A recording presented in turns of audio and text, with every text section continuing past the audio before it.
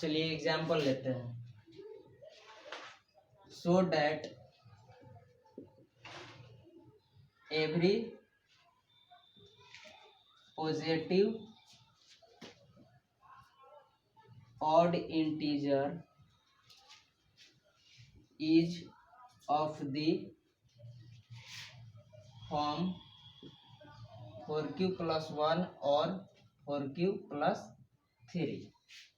हमें ये दिखाना है कि कोई भी अगर पॉजिटिव इंटीजर लेते हैं, ऑड इंटीजर लेते हैं, पॉजिटिव और ऑड इंटीजर लेते हैं, तो वो तो या इस फॉर्मेट का होगा या फिर इस फॉर्मेट का, ये हमें शो करना है। तो ये इसको हम शो कैसे करेंगे? यूक्लिड डिवीजन लेमा का यूज कर ही हम इसको शो करेंगे। तो यहाँ किसको शो करना है? पॉजिटिव ऑड इंटीजर को। तो उसको आप ए ले लीजिए, उसको लीजिए ए। तो let A is equal to positive odd integer. तो ये ए हुआ, यूक्लिड डिवीजन लेमा का ए हुआ। तो वहाँ बी क्या होगा? बी होता है डिवीजर। तो इसमें अगर हम इसको रिप्रेजेंट कर रहे हैं ना, तो ये तो डिविडेंड हुआ। Dividend is equal to divisor into quotient plus remainder. तो डिवीजर यहाँ क्या दिख रहा है? डिवीजर हमको दिख रहा है कि यहाँ 4 होगा, यानी बी इज इक्वल टू क्या हो जाएगा? 4। तो यहाँ लिखेंगे according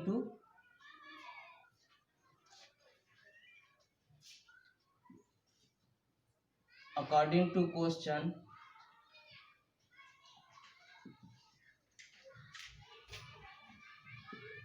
b is equal to 4। उसके बाद लिखेंगे यूजिंग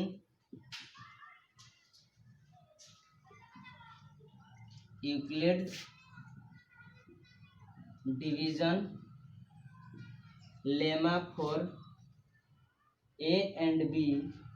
इस ए और बी के लिए we have A is equal to B Q plus R. This simplifies A is equal to B, यहाँ क्या है? 4 है, 4q+r। अब यहाँ कंडीशन लिखेंगे आर पर। 0 से कहाँ तक जाएगा? बी से पहले तक। इसका मतलब क्या है? आर 0 से बी से पहले यानी 4 से पहले तक। तो यहाँ से क्या हो सकता है? This simplifies A is equal to 4q+r। क्या हो सकता है? 0 से 4 के पहले तक होगा। तो r तो चूंकि एक इंटीजर होल नंबर होगा, r होल नंबर होगा ना। यूक्लिड डिवीजन लेमा तो यही बताता है कि जो हमको q और r मिलेगा वो यूनिक होल नंबर मिलेगा। तो होल नंबर हमको 4 से कम क्या मिलेगा? 3 मिलेगा। यानी r कहाँ से कहाँ तक जाएगा? 0 से लेकर 3 तक। तो r क्या हो सकता है? 0 हो सकता है, और a is equal to 4q+1 हो सकता है, और a is equal to 4q+2 हो सकता है, और a is equal to 4q+3 हो सकता है। r का डिफरेंट वैल्यू के लिए ये हम अलग अलग लिखें। तो यहाँ से हमको ये बराबर क्या मिला? 4q बराबर, इसको हमको इवन ऑड पता करना है ना। तो देखेंगे, तो उसको हम 2 के मल्टीपल में स्प्लिट करेंगे।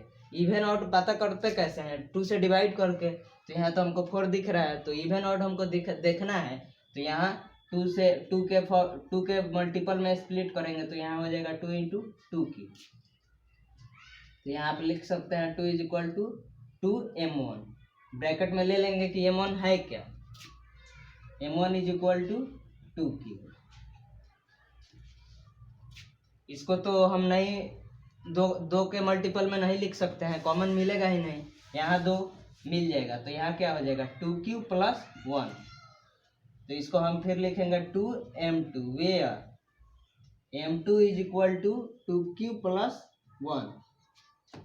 अब यहाँ कॉमन नहीं ले सकते हैं, यानी अब हम देखेंगे इसमें ऑड है कौन।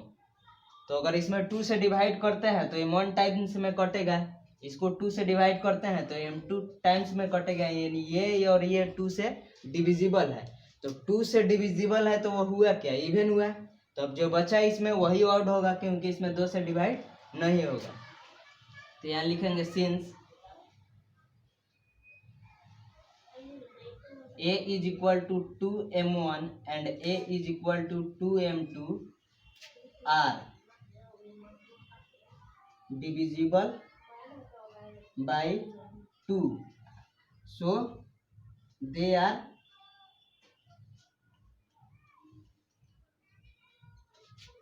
even, या फिर इवन नंबर लिख लीजिए।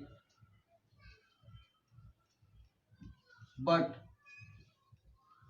a is equal to 4q plus 1 and a is equal to 4q plus 3 are not divisible by 2, hence they are odd।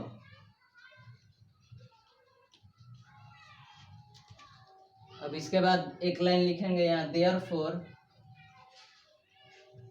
therefore every positive odd integer is of the form 4q plus 1 और 4q plus 3।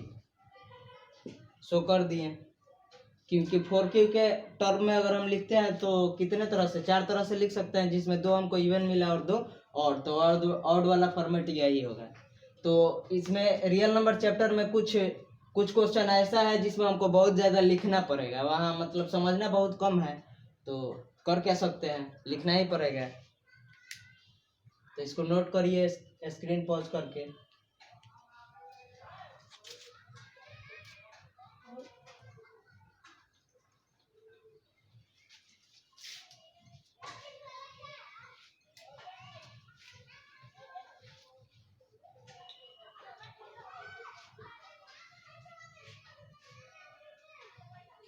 अभी इस पर based कुछ एक और question लेते हैं।